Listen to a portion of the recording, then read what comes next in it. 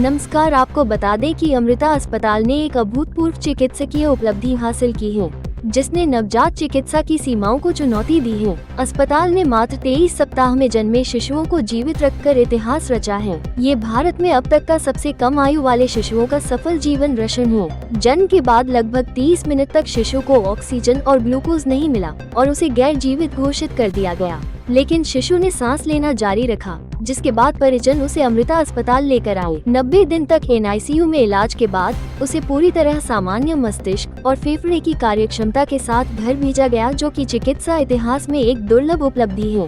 नमस्कार, मैं डॉक्टर हेमंत शर्मा हूँ।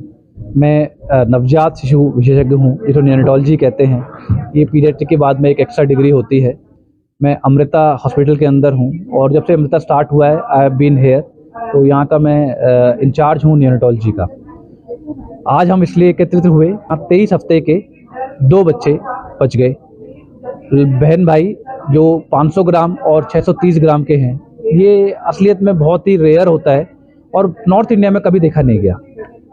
नॉर्थ इंडिया में 23 हफ्ते के ट्विंस कभी नहीं बचे हैं। और इनमें एक सबसे अच्छी बात है, यूनिक, जो इंडिया में कभी नहीं हुई, इसमें से एक बच्चे को कभी वेंटिलेटर पे रखना नहीं पड़ा, एक बार भी नहीं।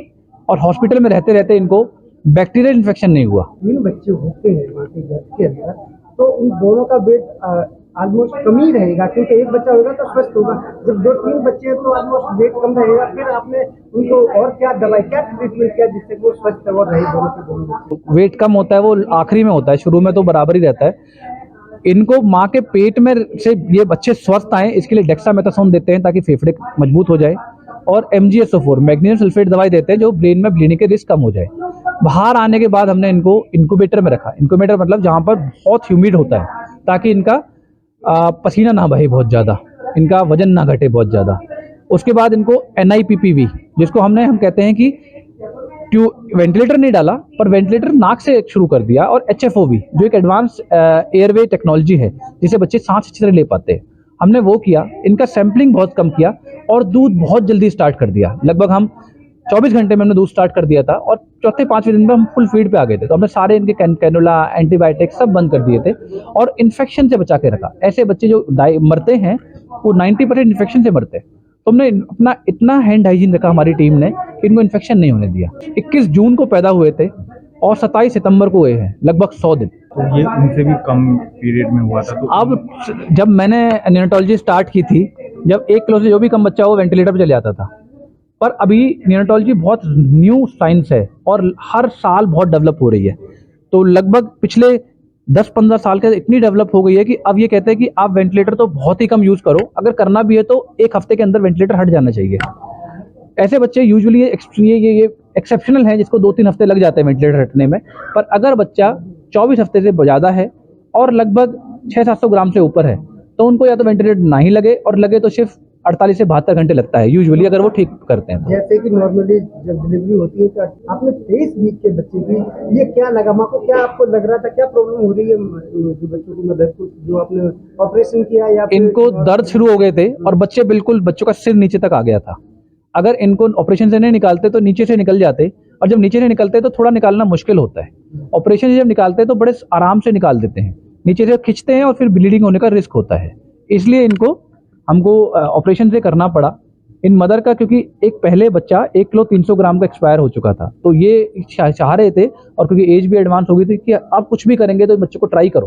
तो शुरू में हमने बोला भाई चांसेस तो इसके 10% ही नहीं है, ऐसे बच्चे तो हमने कभी यूजुअली बाहर नहीं बचते हमारे पास, क्योंकि एक बच्चा पहले बचा हुआ था। तो मेरे को ये तो होपफुल था कि बच्चे बच सकते हैं, और क्योंकि वो 5 महीने का हो गया वो भी ठीक है।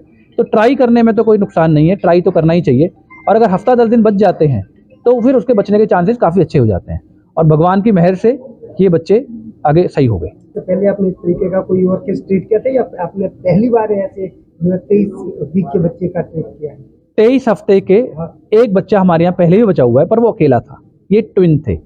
उससे पहले मैं बॉम्बे में था, जहाँ पर कुछ 23 हफ्ते के बच्चे बचे, पर ट्विन नहीं बचे हैं। पर उनका कोर्स इतना स्मूथ नहीं था। स्मूथ का मतलब कि या तो वो लंबे टाइम तक वेंटिलेटर पे रहते थे, 2 हफ्ते 3 हफ्ते वेंटिलेटर पे रहते थे, या उनको कोई इन्फेक्शन होता था, या उनका हम फीड स्टार्ट नहीं कर पाते, दूध नहीं पिला पाते थे। तो इस तरह का जो एक होता है ना कि मैच तो जीत लिया, पर इतनी अच्छी तरह जीत लिया, तो ये है कि ये एक्सेप्शनली अच्छी तरह से हो गया हमारा। और इसमें सबसे ज़्यादा तो भगवान ने इसको माँ बाप की बच्चे को मेहरबानी की है, जो बच्चे इतने स्ट्रांग निकले। और बाकी फिर हमने इन्फेक्शन नहीं होने दिया। और जो हमें एविडेंस है, जो वेस्टर्न कंट्रीज से एविडेंस आते हैं, वो कहते हैं कि जल्दी से वेंटिलेटर हटाओ और जल्दी से दूध पिलो। हमने उसी को यहाँ रेप्लिकेट करने का ट्राई किया। आज की तारीख में बच्चे की जो क्या है, किस तरीके के बच्चे सर्वाइव कर रहे हैं? अभी तक नॉर्थ इंडिया के अंदर 24 हफ्ते के बच्चे तो कुछ कुछ बच जाते हैं, पर वो भी उसका सर्वाइवल भी सिर्फ 20-30% है। 25% का लगभग 50% है। 23 हफ्ते का तो 1% या 2% ही बोलते हैं हम लोग। हमारे पास अभी लगभग 4 23 हफ्ते के बच्चे पैदा हुए हैं, जिसमें से एक नहीं बचा पर 3 बच गए। हम इन्फेक्शन के लिए बहुत ही स्ट्रिक्ट है, बिल्कुल इन्फेक्शन नहीं होने देते। और शायद से इन्फेक्शन नहीं होगी तो ज़्यादातर बच्चे बचेंगे। तो मेरा यही है कि सभी लोग अपने यहाँ अपने NICU के अंदर, क्योंकि ये बड़े नहीं हैं, इनके कैंसर जैसे पेशेंट होते हैं, बिल्कुल इनके अंदर इम्यूनिटी नहीं होती, तो अब इन्फेक्शन मत होने दो बिल्कुल भी। आप अपना नाम और कहाँ से आए हैं वो बताइए। मेरा नाम जसप्रीत सिंह सिद्धू है। मेरी वाइफ डॉक्टर जसविंदर कौर। हम बेसिकली बठिंडा पंजाब से हैं, लेकिन अभी फरीदाबाद में ही हमें बहुत अच्छा लग रहा है बच्चों के साथ, क्योंकि ये बच्चे काफ़ी टाइम बाद हमें मिले हैं और हमारी जो खुशी है वो डबल है ट्विंस की वजह से। और दूसरा ये है कि जैसे सर ने बताया कि बहुत कम बचते हैं, तो हम बहुत भाग्यशाली हैं कि ये इतने छोटे बच्चे हमें मिले हैं। मैं यही कहना चाहूँगा कि उम्मीद नहीं खोना चाहिए, अच्छे डॉक्टर के साथ कंसल्ट करना चाहिए, क्योंकि डॉक्टर का अच्छा होना बहुत ज़रूरी है। अगर डॉक्टर अच्छे नहीं होंगे तो हो सकता है कि सर्वाइवल रेट है जो कम हो, बट अगर डॉक्टर अच्छे से उस चीज़ को समझते हैं, उस चीज़ पे काम करते हैं, तो सर्वाइवल रेट अच्छा होगा। तो मैं यही कहना चाहूँगा कि होप नहीं छोड़ना चाहिए और भगवान पे विश्वास रखना चाहिए, तो अंत में सब अच्छा होता है। अगर आपने अभी तक सनराइज समाचार को सब्सक्राइब नहीं किया है तो सनराइज समाचार को सब्सक्राइब कीजिए और बेल आइकन को भी दबा दीजिए, ताकि आप हमारे आने वाली वीडियो का नोटिफिकेशन सबसे पहले पा सकें।